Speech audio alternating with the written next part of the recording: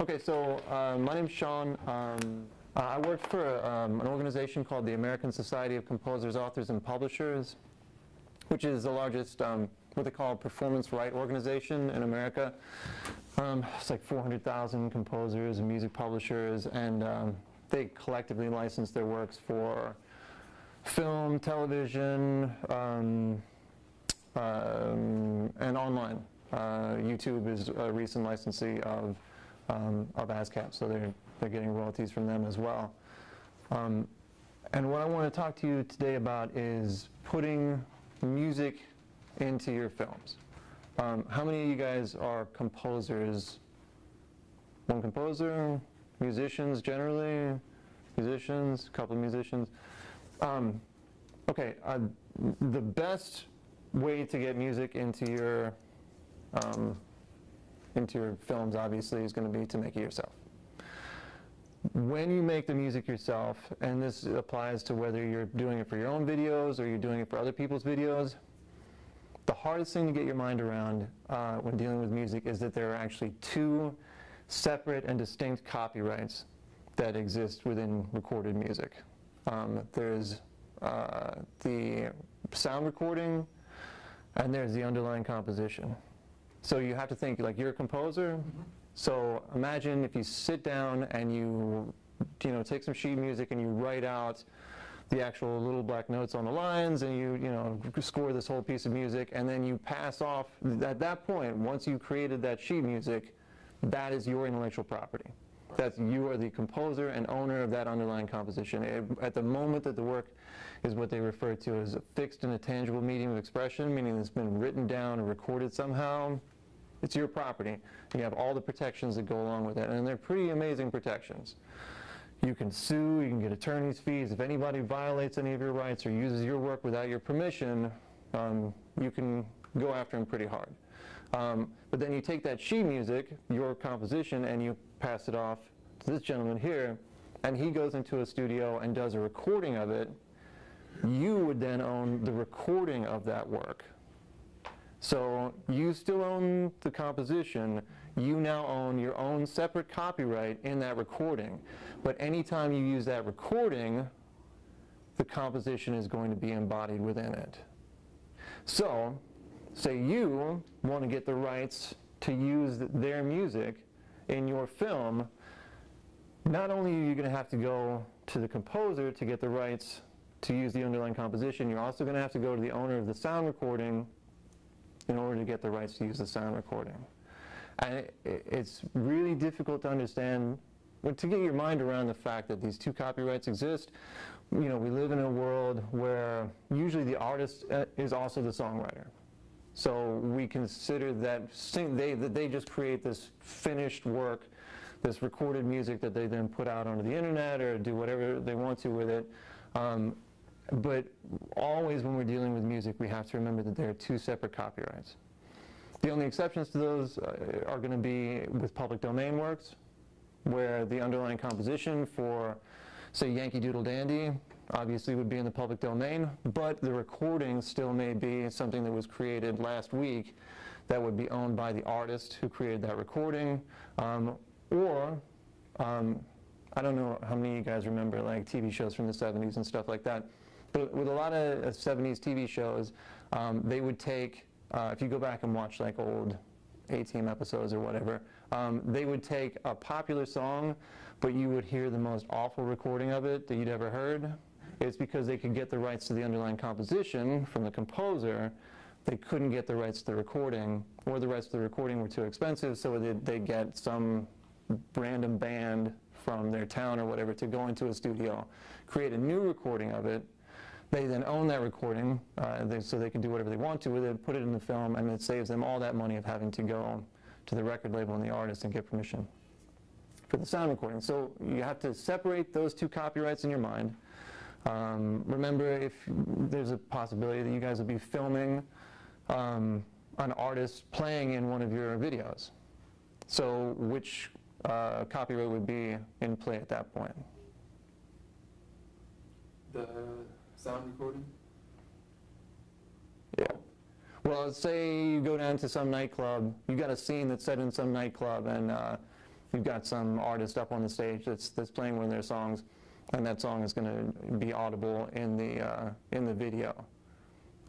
Which copyright would you have to get a license for? The composition. You would also be creating a new sound recording copyright as you were filming that scene. So you'd have to go to the artist and talk to them about how you're going to deal with this new sound recording, because I'm going to talk to you about licenses, work for hire agreements, all this sort of thing. What you want with these is absolute clarity. What you are preparing yourself for is the unfortunate and hopefully the day that will never come where you will find yourself in a court of law with a judge and a jury and whoever this person is that you're doing this deal with sitting on the other side, and you're trying to explain to the judge, I got all the permissions that I needed, you know, I paid the fees I was supposed to pay, I did everything exactly the way that I was supposed to do it. Because even if you're working with your best friend, honest to God, these things can go crazy wrong. I worked with a huge band here in Chicago. There were 3 brothers in the band, and you would never think that you would need contracts with your own family members. The eldest brother, who was also the singer of the band, turned on the other 2 brothers and cut them out of all the songwriting credits and wound up kicking them out of the band.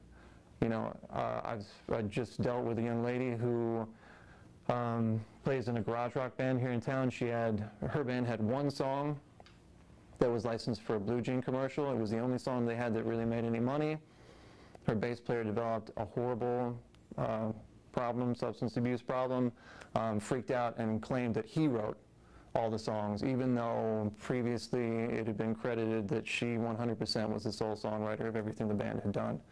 And just because he had access to her, and he has a valid, although, you know, at the end of the day, fruitless, he said, she said argument that he can go into court and say, we were in that room together alone, and nobody else from the outside can testify that I didn't tell her what the lyrics of that song should be or what the chord progression should be.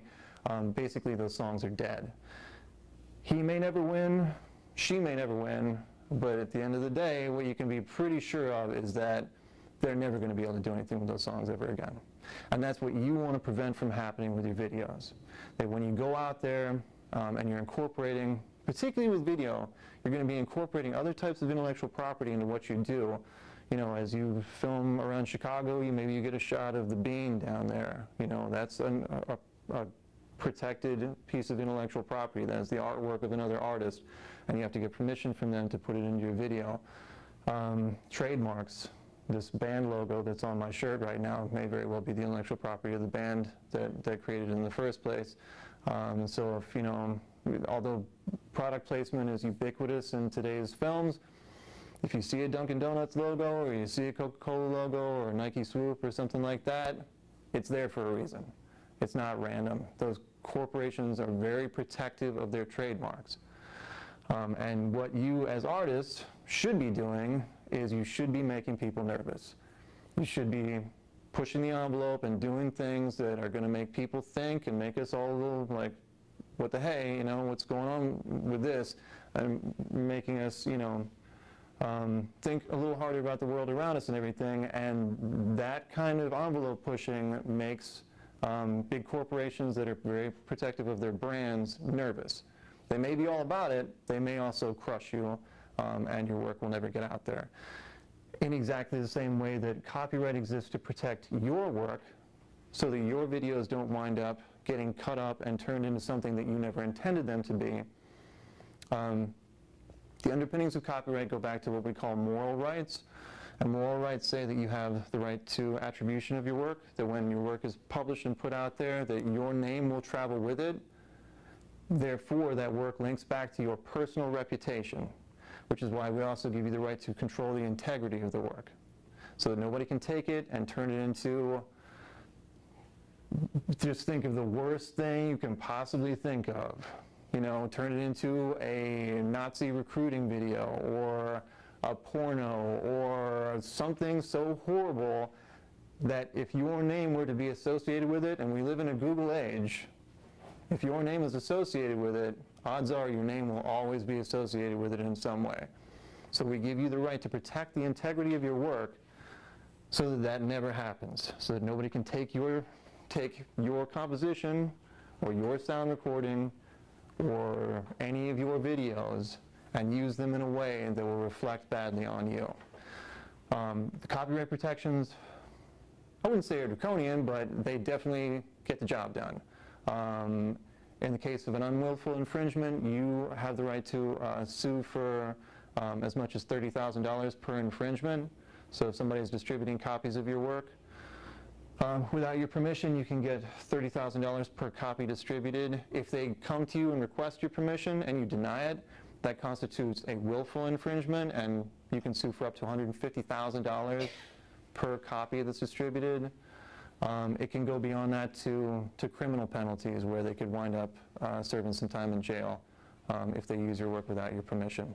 And most importantly, it provides for attorney's fees. Very specifically written into the copyright law is that your attorney's fees, if you win the case, will be covered, which means that even if you have no money, you can get an attorney to take the case on spec, with the knowledge that they'll be paid for their work on the back end. Because say you have to say, you know, just for instance, a major corporation like Disney or somebody like that took your video and used it without your permission. Do you have the money to sue, to go up against Disney's army of lawyers? No. But Disney is a very rich company, and there's the potential for you to get money back from them, so you could get an attorney to take that case. I'm sure Disney would never do anything like that, but in the event that a big company uses your work without your permission, it puts you in a position where you will be able to get a lawyer who'd be willing to take that case, because the penalties, the financial penalties are so high, plus the attorney's fees on top of it. It makes it possible for the little guy to go up against the big guy. So those are the basic copyright protections. Be mindful of the 2 copyrights in music. You will need to file copyrights on your videos when you're done with them. Some people would say you only need to file those copyrights if you're going to publish the videos, if you're going to put them out there for public consumption. Other people would say the work, particularly in this day and age, if you're successful, will eventually be published, whether you want it to or not. We look at artists like Kurt Cobain, whose earlier, basement tapes, like stuff, Lord knows, he may very well not have ever wanted to be published because of his reputation, and there's a market for the work. It's probably all going to come out eventually. So I would say anything that you create that has any value that you don't intend on, and if you don't want it to come out, I'd say delete it, destroy it, just eliminate it from reality, because otherwise it will come out, particularly in this digital age. The work will eventually find its way to the public sphere. But copyright it. If you do intend to publish it, I would say you need to copyright it. So you go to the Copyright Office. Totally simple to do. Go to www.copyright.gov, and you'll file the work as a performing arts copyright. And you'll use the exclusion language in that copyright form. It's called an ECO copyright form. Use the exclusion language to exclude anything you don't actually own the rights to. So music that you've incorporated into the video, you'll exclude from your claim. Visual artwork, paintings that may have popped up in the back as you were filming that you didn't get, you don't actually own the rights to. Exclude that. Trademarks, anything like that, you want to exclude from your claim to ownership of the work, but everything else will be yours. So the soundtrack, the video, you'll also want to get clearances from all your actors. I guess you guys are talking about the kind of paperwork that you need, releases from actors, all those sorts of things. And work for hire agreements are something that you're going to acquire probably hundreds, if not thousands of, as you move through your career. Work for hire is very specific. It works really only when a few things are true. If you can't make the work yourself, and as we see, we only have a couple, 3 people in the room who feel qualified, or at least confident enough to raise their hand and say that they make music. That means, I'd say, out of a room full of creative people, only 30% of the folks out there would even say that they are musicians. It's a skill as well as a talent. It takes years and years to learn. These people, many of them, some of the ones that I work with are incredible, where they will read your mind. If you go to them and say, I need, an orchestral, rocky, punky, hip-hop, feeling love ballad for this scene, it needs to run 29 seconds and it needs to reference tennis balls, bam, 24 hours later they will have in your email 3 different versions of it, of exactly what it was you asked them for. Then there's a lot of other musicians who, you're back and forth with them for weeks and weeks just trying to get what it is you need. But for the really good ones, you'll need to compensate them. And you'll need to compensate them because otherwise the work-for-hire agreement will not be valid. So it has to be in writing, so you have to have a written agreement between yourself and the party that you're commissioning to make the music or employing to make the music. A verbal agreement will not hold up in court.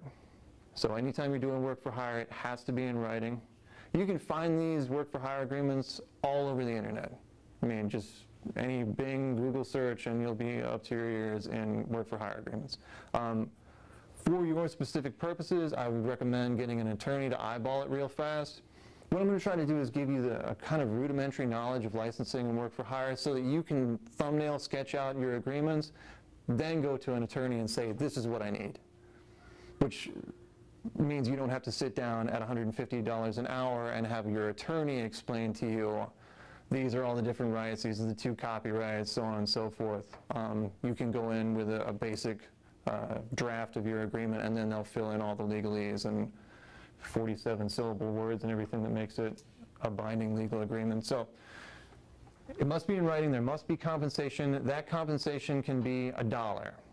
It can be a cheese sandwich. It can be a 6-pack. It can be anything, but it has to be something of value that you are giving in return for the intellectual property that's being signed over to you.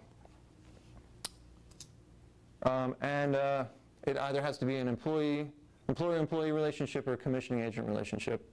So say you work at an ad agency or something like that and you're hiring people to write jingles for you, that would be an employer-employee relationship.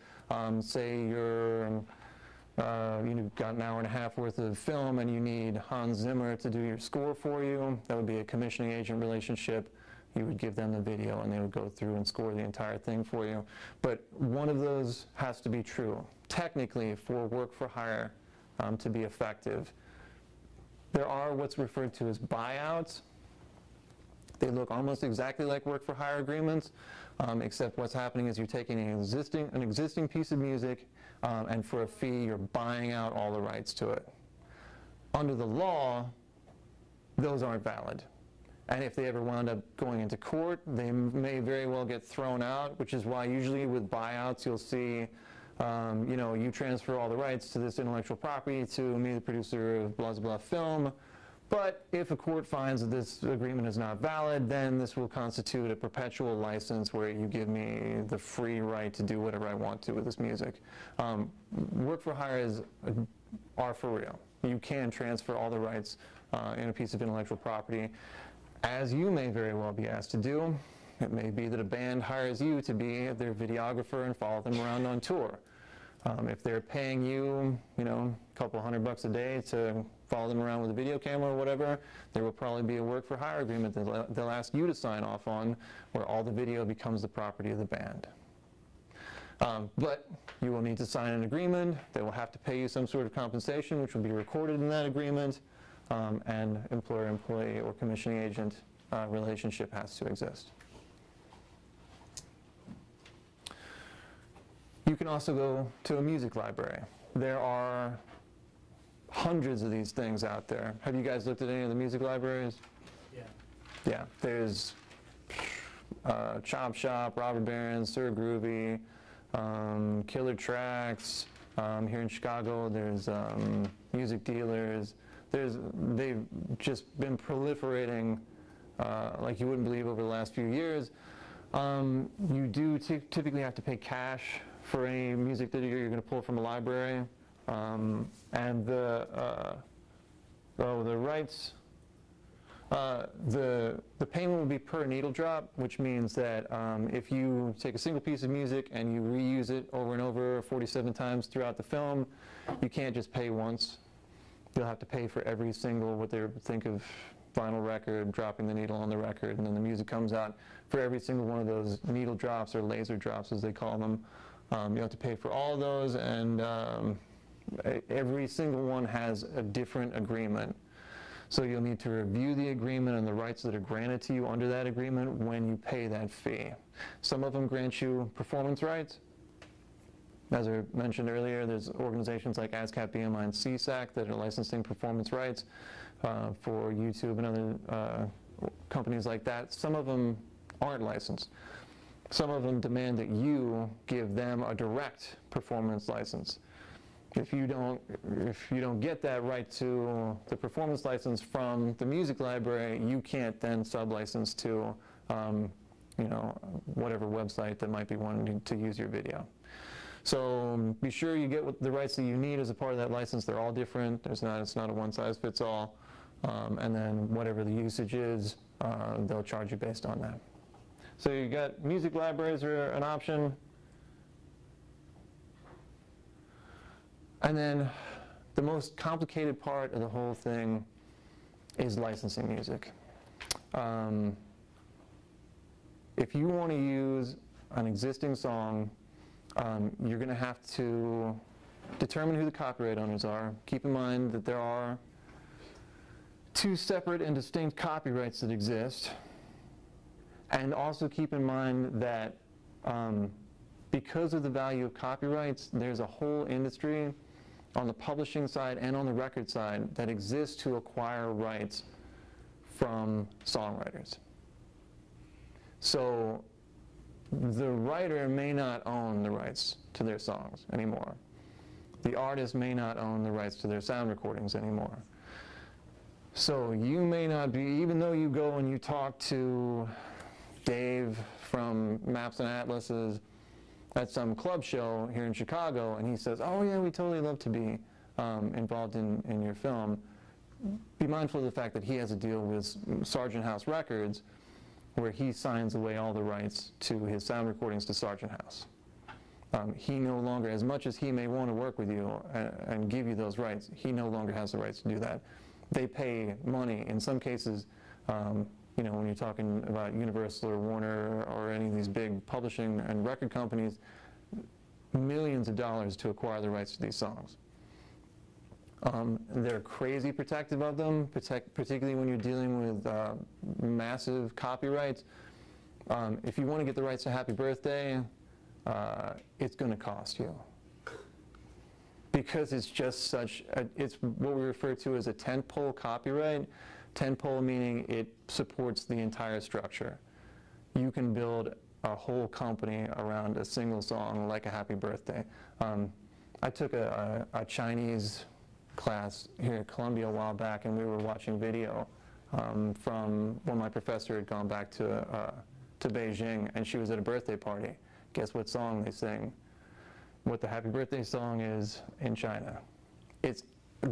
That is the Happy Birthday song around the entire world.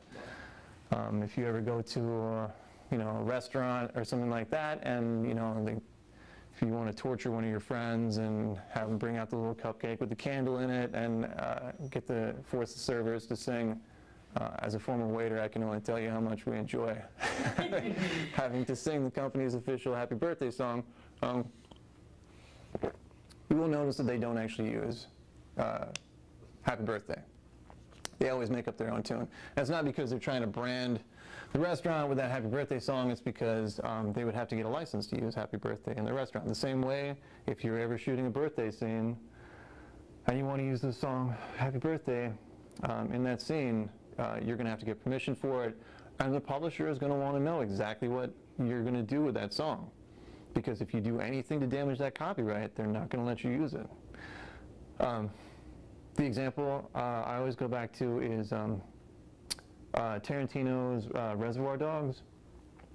The song Stuck in the Middle with You. Anybody familiar with the film or the song? I used to really like that song, and it was always kind of just like a groovy little kind of summer tune. Now, every time that song comes on the radio, the only thing I can think of is that scene from that movie. It totally freaks me out. I swear to God, that song, every time I hear it now, all I can think of is that silhouette on the wall with that guy dancing around with that razor blade going crazy 8 bonkers on that other guy. And I can only imagine what the negotiation process must have been when Tarantino's production company goes to the publisher and says, all right, so we've got this great scene. So the guy with the razor in the ear goes find the blood, you know, and they're like, no, no, no, no, no, no. And then they say, well, we'll give you $750,000 for it. And they're like, all right, okay. 750 grand seems fine. So you have to be mindful of the fact that they're going to be protective of the copyrights. Everybody's got a price at the end of the day. And even if you're not coming with money, there may be something else that you have to offer them that is of value. You know, we saw it on YouTube with, what's his name, Kenan Kato, the kid that does the lip syncing stuff, and then 50 Cent all of a sudden pops up in one of his videos or whatever. The promotional value that you may bring, you're going to build reputations as filmmakers.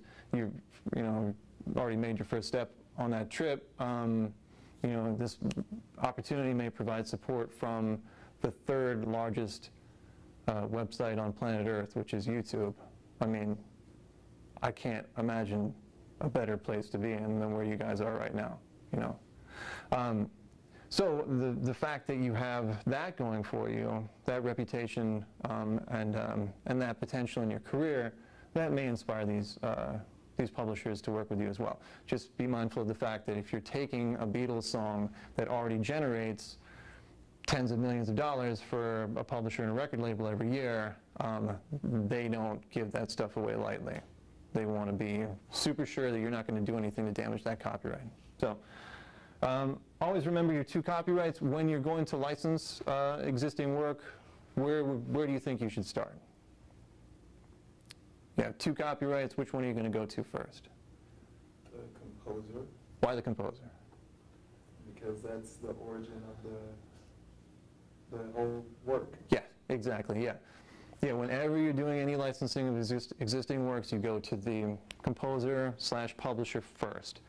There's no point in acquiring the rights to a sound recording that you won't be able to use if the publisher shoots you down. Does everybody understand that?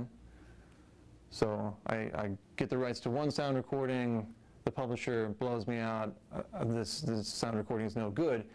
However, I get the rights to the underlying composition, this sound recording owner blows me out, I go to another sound recording owner. I mean, you take a song, a big copyright like a Hey Jude or something like that, and you look at all the different recordings that have been done of that song, there are hundreds and hundreds of sound recording copyrights by everybody from, you know, Burt Bacharach to Metallica. I swear to God, like any genre, style, mood that you want that song to be in, there's an existing recording that you can find of it. And the great thing with sound recordings is that you can make a sound recording that sounds exactly like the original sound recording. If you have a Rhapsody account or anything like that and you do a search for Metallica, first thing that comes up is Metallica tribute band. Anytime any popular record comes out, there will automatically be bands out there that will put out their own versions that will sound almost identical to the original. There's nothing to prevent anybody from doing that. You obviously can't create a composition that sounds exactly like the original composition. That would be a violation of that copyright. But with the sound recording, it can be identical, and there's nothing to stop you from doing that. So, so always start with your composition. If you get that right, then any sound recording you can choose from. If one owner blows you out, you go to the next one.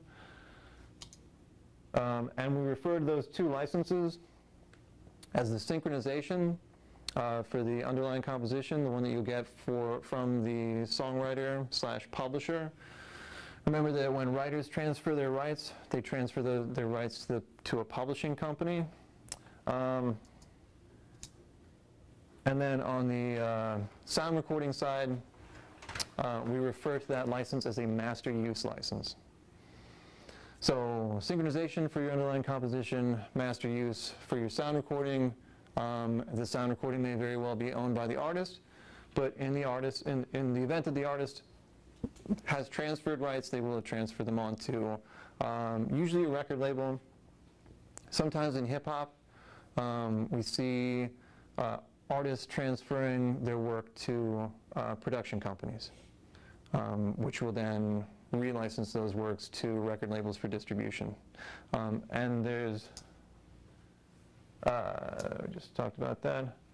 There are ways to discover who the copyright owner is, but you need to be absolutely sure who the copyright owner is. You don't obviously want to negotiate with the wrong company.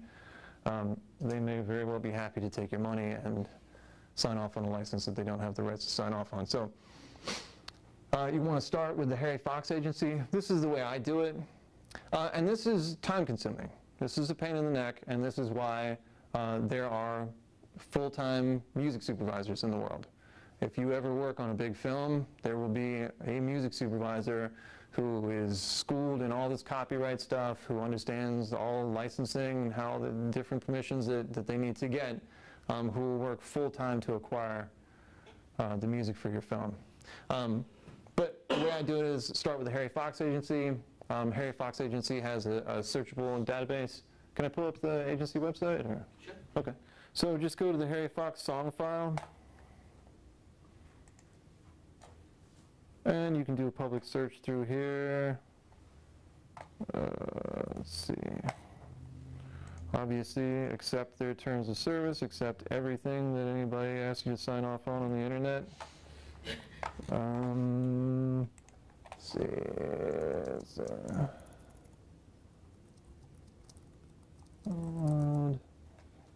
See if we can get, some of these things are tweaky about punctuation, so I'm sure those apostrophes will freak it out. No, here we go. So if we wanted to license It's a Man's World,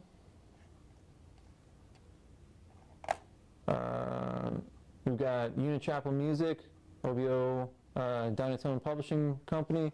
The company that's listed first here, Unichapel, is the administrating publishing company. They're like, if you do a search for Kanye West, you'll find that his publishing company is called Please Give Me My Publishing, but it's administered by EMI. So EMI would be the company you actually need to go to. And it's on all these records: New Soul Classics, America's Most Wanted, so on and so forth. Oh, these are the samples. You may have to do a little Google searching to find out exactly who owns the original sound recording. You can go to All Music Guide, has pretty good records on older stuff, or Amazon actually has good copies of the label copy information from a lot of these records. So this will be for your underlying composition now. So these are the parties that you'll need to go to: Warner Brothers Music and Unichapel. Then secondly, go to the Performance Right Organization. I believe for James Brown, and this is just to verify the information you get from Harry Fox. Or if you can't find it on Harry Fox doesn't necessarily represent everything. Let's see.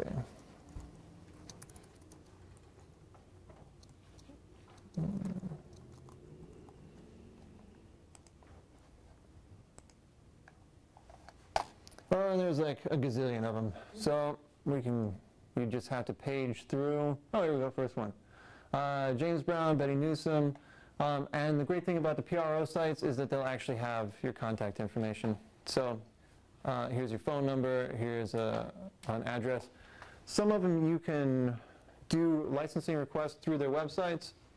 Some of them you can't. A lot of smaller publishers don't have the request stuff set up through their site. So so you go through Harry Fox, BMI, and then the Copyright Office also has a searchable website.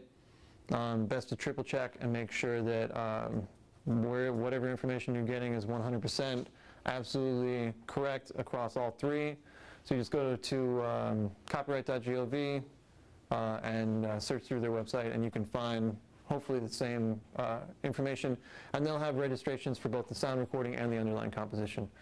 Usually the underlying composition is going to be noted as the PA, or Performing Arts copyright, and the sound recording will be listed as the SR copyright. So once you figure out who the owner of the work is, then you have to go about licensing it.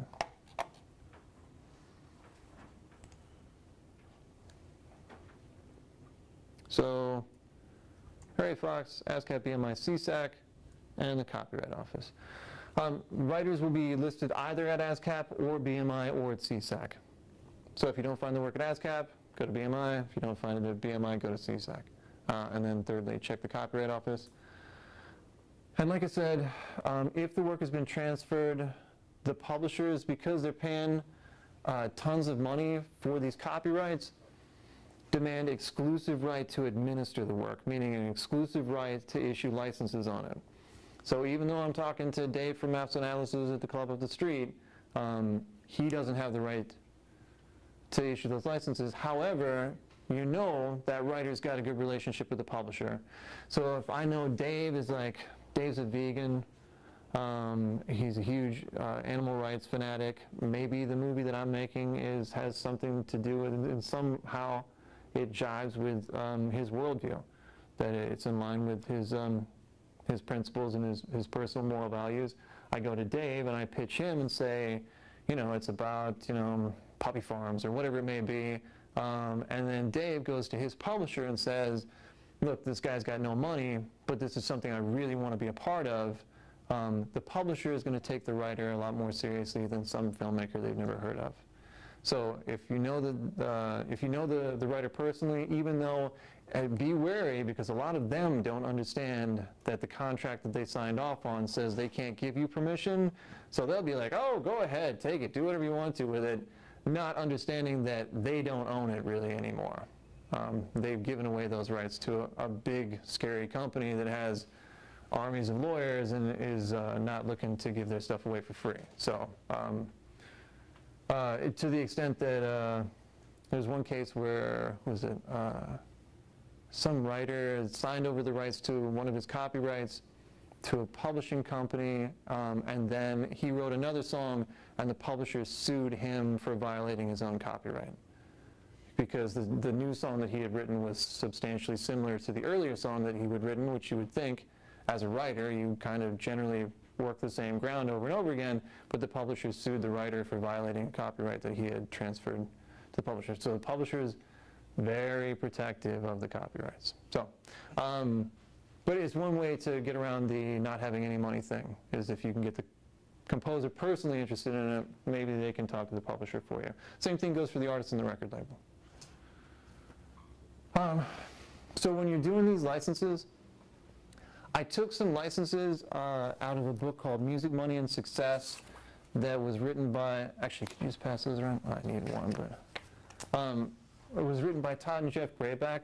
Todd is the, well, he works in business affairs at Chrysalis Music, which is a huge publisher, and his brother Todd ran the membership division for ASCAP for years and years, and they both work out of Los Angeles, and they know film and TV and all this stuff inside and out.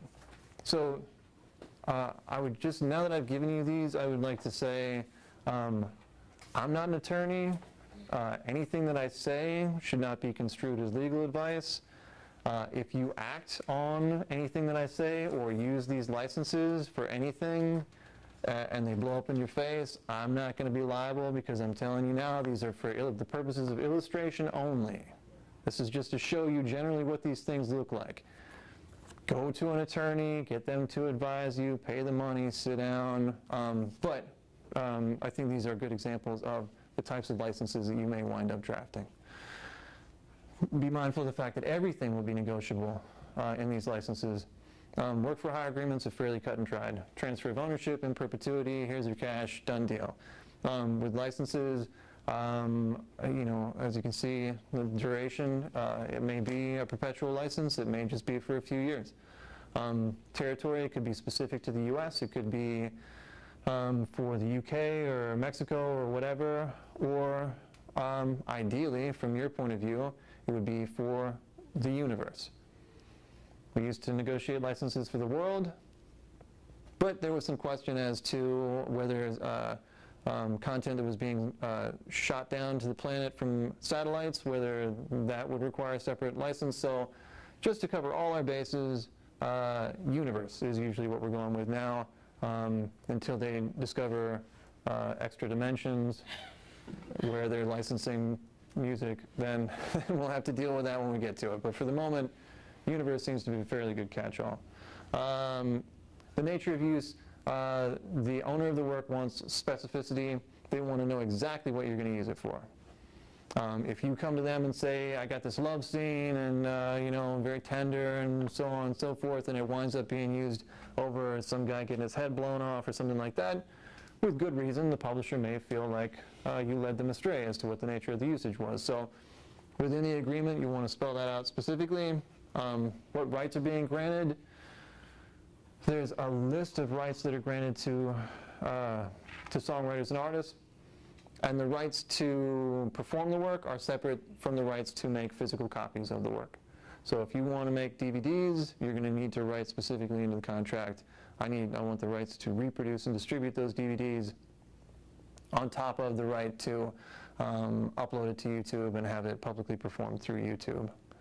And then compensation, like the Tarantino example, you know, $50 isn't going to get you there, $750,000, absolutely, we can negotiate with $750,000. Something else that's super duper important to keep in mind is that you may go to a writer who's part of a band who actually owns their own copyright, and that writer will say to you, sure, yeah, do whatever you want to. I love the sound of the movie, you know, take the song and run with it. If you don't do your due diligence and don't discover that the work is actually co-written with all the other guys in the band, and you put it in the film, any of the other co-writers has the right to object based on some nebulous language in the Copyright Act that says that the writers can object to the usage if it diminishes the value of their work. So what does that mean? What type of usage would diminish the value of the work? A parody? Potentially a parody, yeah, making fun of it. They may not like that. Anything else you can think of? What about 2.5 Men? We have any 2.5 Men fans in the room? No? If my song wound up in 2.5 Men, I would be personally offended. I don't like that show. I mean, nothing against the people that are in it or whatever, but that would, to me, diminish the value of my work. That my song was then and forever associated with 2.5 Men. Sir? How do they prove that? Like, isn't that a subjective thing? Exactly. So, like, how do you prove it's diminishing? You can't. But what it provides is grounds for suit. So, it doesn't matter what you did with it. It could have been the most awesome, uplifting, life-affirming, spiritual, wonderful thing that makes the world a better place for us all to collectively live in. They can still object to it on the grounds that they think it diminished the value of their work. So, anytime you're licensing a song where there are multiple songwriters, you have to get permission from all of them. Get them all to sit down, review the usage, and sign off saying that they're okay with it. Because otherwise, one of them's going to, all they need is 1% ownership of the work to come out of the woodwork and stop you from releasing it, doing whatever you want to with it. So, just something to keep in mind. Because technically, one writer can license to you. However, the caveat is any of the writers can object to the use based on diminishment of the value of the work. So, let's see. So, yeah, and the agreement, as we can see, if you look at this motion picture synchronization license here, in number 1 it says musical composition subject to licenses written by such and such songwriter. licensor owns or controls X percentage of the composition, and if they control less than 100%, then the producer has to get permission from all the other writers. So it's written into the agreement that if the writer doesn't own all of it, then the producer has to get permission from everybody. In number 3, it says the number and type of uses of the composition subject to this license are one background vocal, approximately 1 minute 52 seconds in duration, and one background instrumental, approximately 45 seconds in duration, used within the body of the motion picture. That's really vague. You would pretty much never see language as non-descriptive, God bless you, non-descriptive as that in a film or TV license. It will be, you know, Cody's surfing the waves in Honolulu as so-and-so looks on from the beach, you know, and then a big explosion, or whatever. If you're licensing it into the finished work, the best thing you can do is list out the frames that it will run from and to. So if you got an hour and a half worth of film, this song will be used from, you know, 1 hour, 13 minutes, 6 seconds and 4 frames, 0.4 frames, to 1 hour, 13 minutes, 8 seconds and 23 frames. Because you can do that. You're using nonlinear editing software, you know exactly where you're going to drop the music, and you know exactly where in your timeline that music is going to end. And then you take that to the publisher and you say, blah, blah, from there to there, and that's all it is that we're going to use the music for in the film. Other language you'll see is linear versus nonlinear. The format that you're working in is a linear format where the user, the viewer, is going to press play on the YouTube player and the video will play from start to finish. Nonlinear refers to video games. And so it's weird when we're trying to envision what's going to happen next generation, where we know that there's software that can analyze your video and the lighting, and if there's enough angles and stuff, can create a 3-dimensional environment out of the video that you shoot, which they could then potentially allow people to move through. It would fill in the blanks enough that we'd know what the backs of people's heads and stuff look like, enough that I could move an avatar through that space.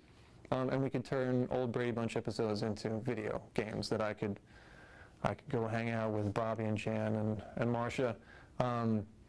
So what they will do is they will restrict you to linear only, again, so that in the event that that technology, which I think is right around the corner, does come into existence, you won't be able to turn it into a video game.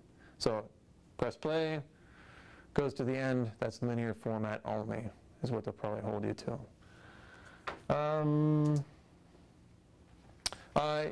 You'll negotiate specifically for the rights that you need. So for you guys, you're probably looking at new media rights only. Let's see if there's a clause in here that addresses new media. So yeah, if you're just licensing for YouTube, then just license for the rights that you need to put it up on YouTube. If you then want to take it to broadcast TV, or maybe you're going to shop for distribution, and you want to take it to, to Sundance, to the Toronto Film Festival, to the festival that we have here in Chicago. You can negotiate very specifically just for those rights. But if you're just going to get those rights, the best thing you can do, in case you're successful, in case the film takes off and it becomes like a what was it, Mikey Bit My Finger, or one of those ridiculous YouTube, Charlie Bit My Finger, or something like that, or some Rebecca Black monstrosity, where hundreds and hundreds of millions of people are freaking out over what it is that you've created. Pre-negotiate the rights that you'll need in the future. So go in and say, look, I just want the rights to put it up on YouTube, but let's say I have some success. Maybe for $5,000, give me the right to take it to festivals in the future. For another 10 grand, give me DVD rights. That way, by having pre-negotiated these things, when the money is still theoretical, when it's not actually like there's distributors beating down your door to get this video, you'll probably get a much lower price. Again, talk to an attorney who's used to dealing with this sort of thing, who negotiates these deals on a regular basis. But as you can see in the television sync license on page 473 in section 8, it says publisher hereby grants to producer the following option, which may be exercised, if at all, by written notice from the producer to the publisher prior to the expiration of 24 months after the initial air date of the program, accompanied by the payment of the fee specified here and below. So 24, so they say within 2 years of the release of this video, of this TV show in this example, I can pay you for an initial payment of X dollars. They get videogram rights, which is DVDs. You know, that's another weird one. Who would have ever thought that people would want to sit down and watch a whole season of Dawson's Creek all over again? They do, so, and it's, you know, massive, massive dollars. So they pre-negotiate those videogram rights so that, say the TV show flops, and, you know, was it Sons of Tucson, I think, was a much, that lasted, what, a minute and a half? Yeah, I mean, you know. So if they had paid $150,000 for the DVD rights for all the music that was contained in that show, it would have been a waste of time. Like, nobody ever wants to see that show ever again. And for soundtrack albums, which, you know, you may need them, you may not, but it's best to have those rights in your back pocket. Say the music from the show you put up there becomes more popular than the show itself. You know, maybe the soundtrack album is where the real money is. So you pre-negotiate the rights to put out a soundtrack album, and maybe you can make your money on that side. Let's see.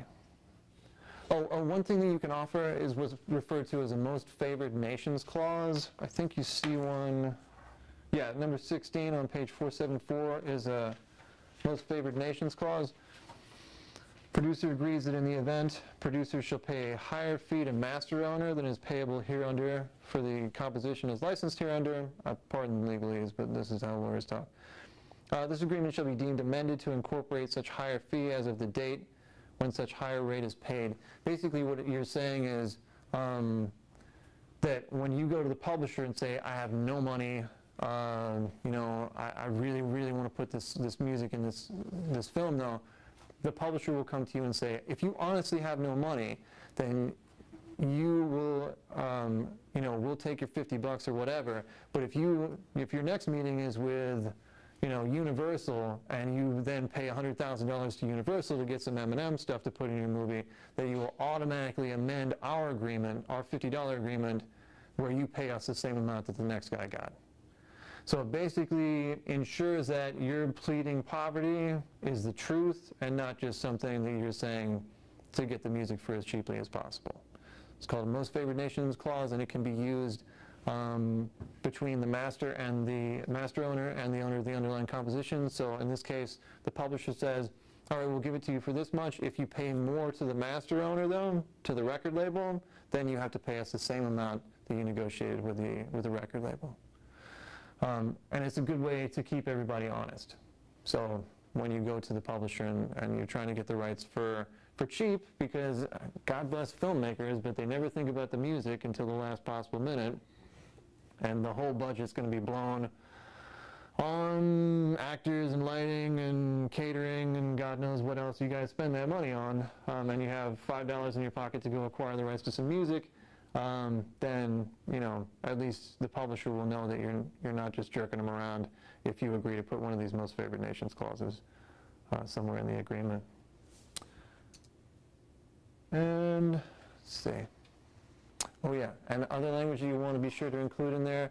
You know, with YouTube, you can slap it up there anytime you want to. If you're creating a film that's going to go for theatrical release, where, you know, June 15th, the big movie's coming out, and, you know, people are going to be lining up around the street and all that, and you spent, you know, you got bus ads and billboards and planes flying through the sky with June 15th and, you know, and all that.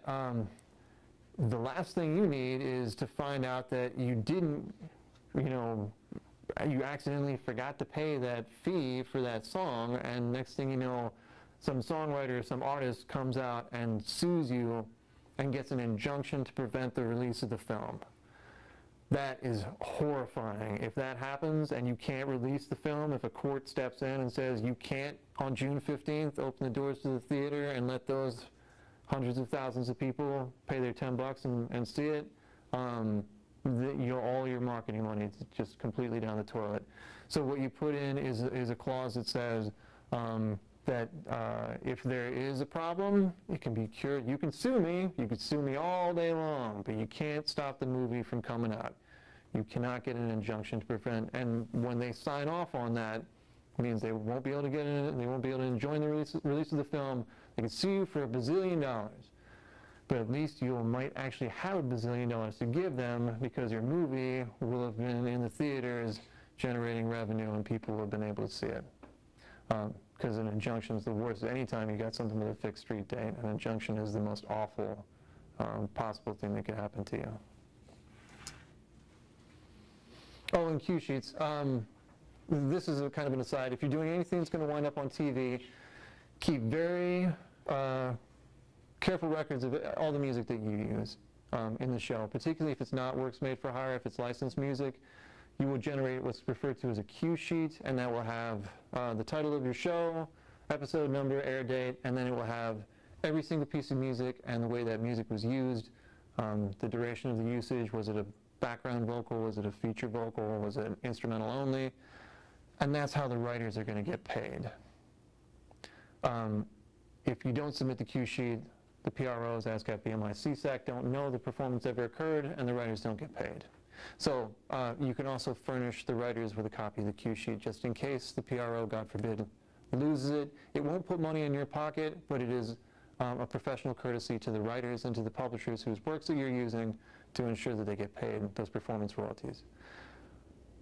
There is a practice wherein if you do acquire the rights to works under a work for hire agreement, you can become list yourself as the author of those works, which means you would be paid the writer's share of any performance royalties that would be generated. This is a negotiable point within the work for hire agreement. Most lawyers will balk at it, and it's illegal in a lot of countries where the writer is always, there has to be attribution. The writer always has to be credited as the writer of the work.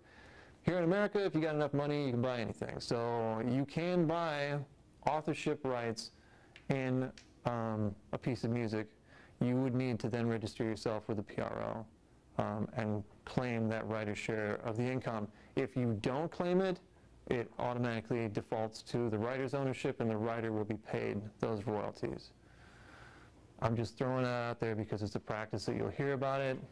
You know, do it, don't do it. I think it's super awesome to let the writers have at least their writer's share. But if you're paying, you know, thousands and thousands of dollars to acquire the rights to a piece of music, you do have the option to list yourself as the author of that piece of music. So that's basically it. Read through the licenses, try to drill down through all the legalese and everything. They're really not that complicated.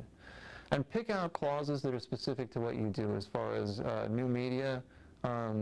Usually it'll be language that's something like, you know, all technology is now known or hereafter devised is what you're going to need. But again, you're going to want an attorney to counsel you on any licensing that you do. Just take this knowledge and go in to the attorney, because some of these attorneys don't know what they're doing. Honest to God, just because you have a law degree, law degrees are just a general, you're a lawyer. It doesn't mean that you're a specialist in any particular area. Some lawyers are great at real estate. Some lawyers are great at divorce. Some are fantastic with immigration. Some really understand intellectual property, deal with it on a regular basis, and understand the laws that govern it. A lot of them don't. So you, as of this moment in time, probably know more about licensing music for film and TV and stuff than a lot of the attorneys that you'll talk to do. get them to tell you about previous clients that they've worked with, and ask if you can get in touch with those clients to see how good of a job that attorney was able to do for them. Because honest to God, they want the work, they want the $150 an hour, and they may say that they can do things that they can't actually do. But you will need an attorney to help guide you through these licensing processes. Any questions? You said that you need like a specific license for if something's going to be on the news. What if they just grab it and put it up? Are you liable for that? There is a concept of fair use. And you hear a lot of talk about fair use, particularly with the internet these days. People want to expand it. Fair use is great in that it provides guidelines for types of usages that would be where the user would not necessarily have to get permissions or compensate the copyright holder. But what it is it's an affirmative defense, meaning that much like an insanity defense, say whatever, this is being videotaped, so I won't get too nutso with it, but say I do something horrible, to use an insanity defense, I have to go into court and say, I did do that horrible thing, but I was crazy at the time. Therefore, you cannot hold me liable for my actions. With a fair use defense, like I distributed Xerox copies to you. Is that a copyright infringement?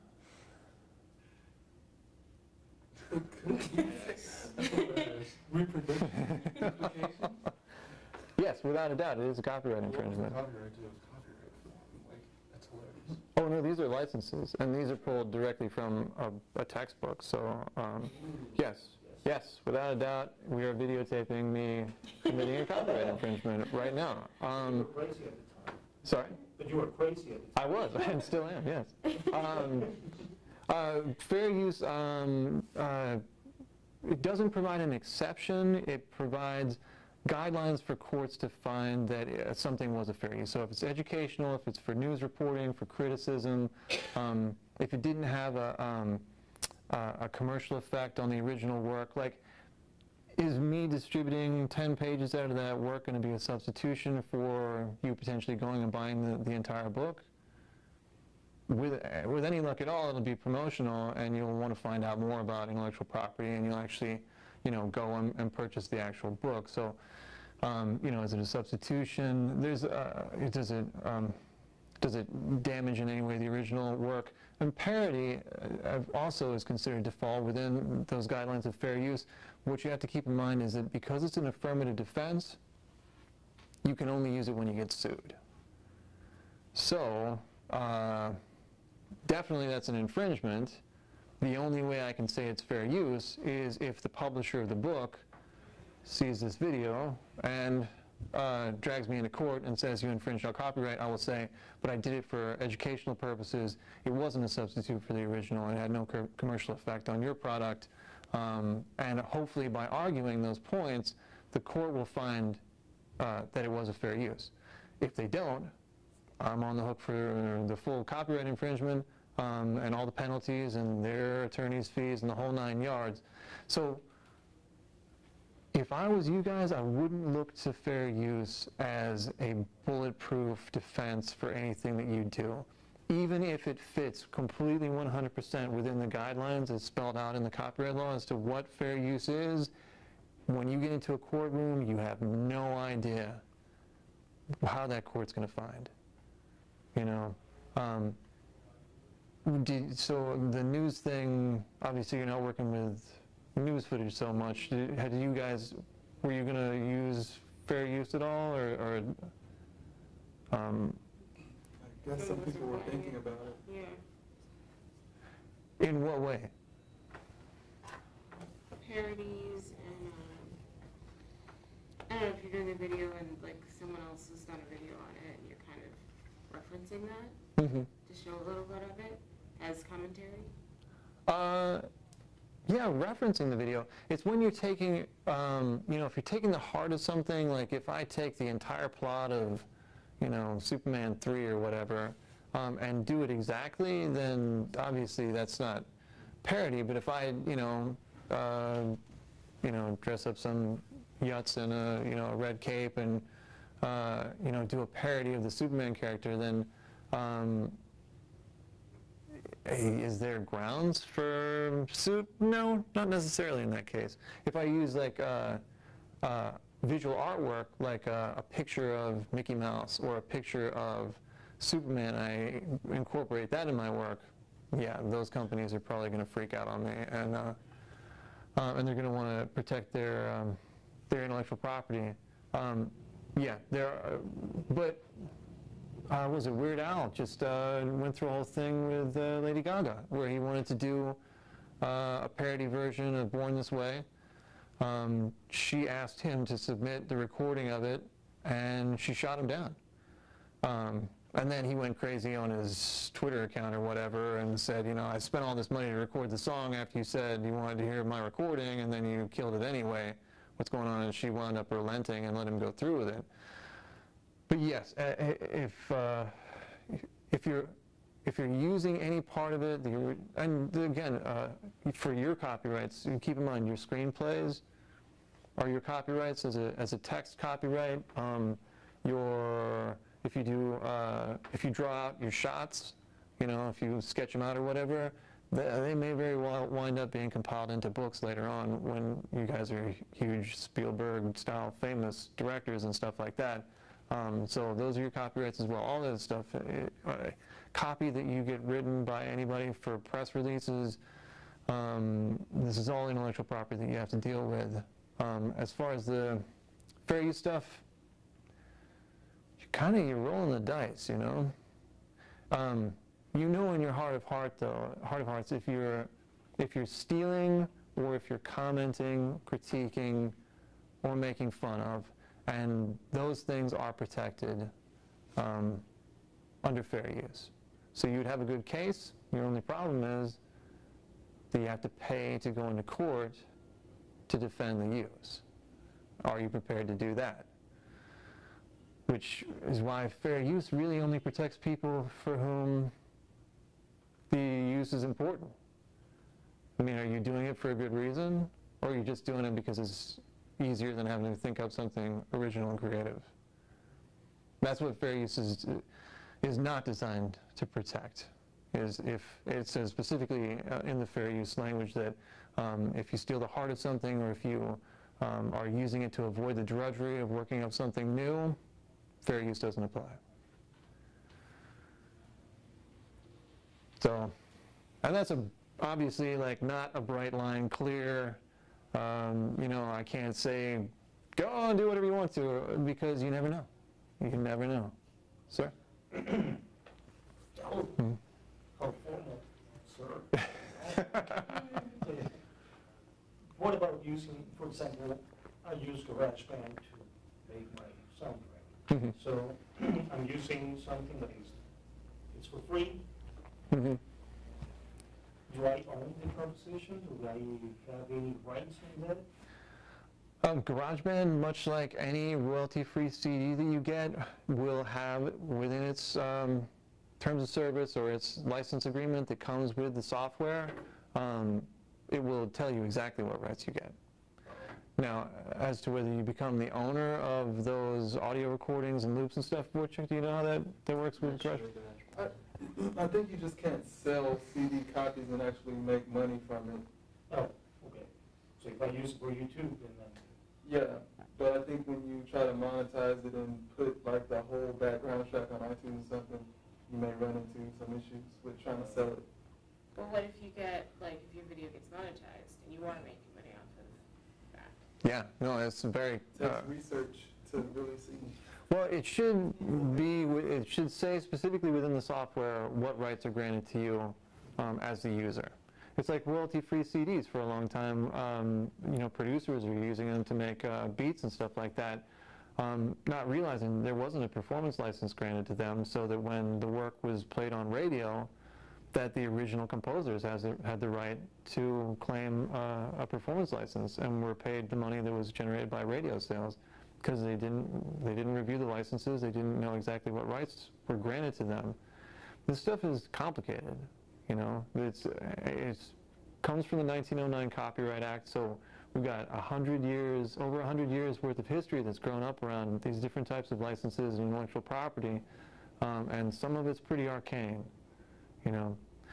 So, you know, the best thing you can do is definitely get an attorney to review your licenses for you before you publish any work, if you're incorporating outside music into it. I wish I could tell you specifically with GarageBand.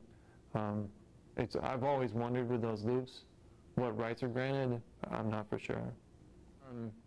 The U.S. is, I think, the only territory that actually has a central repository for copyright information, our Copyright Office. European countries don't. So, yeah, we foot the bill for it, but it's nice to have, you know, for sure. The performance right organizations and the mechanical licensing organizations overseas are really the only organizations that have that information.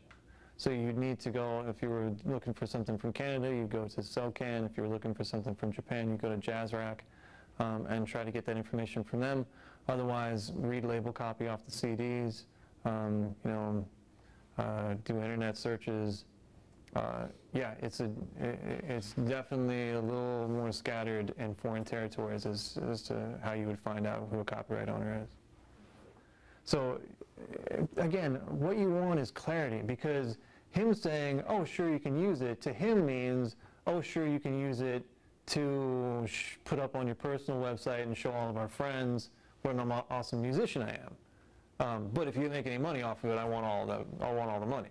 Whereas in your mind, oh, sure, you can use it for whatever you want to means you can use it for whatever you want to, putting it up on YouTube or, you know, incorporating it into your reel that you're going to shop around to get work from, you know, film studios or whatever it may be.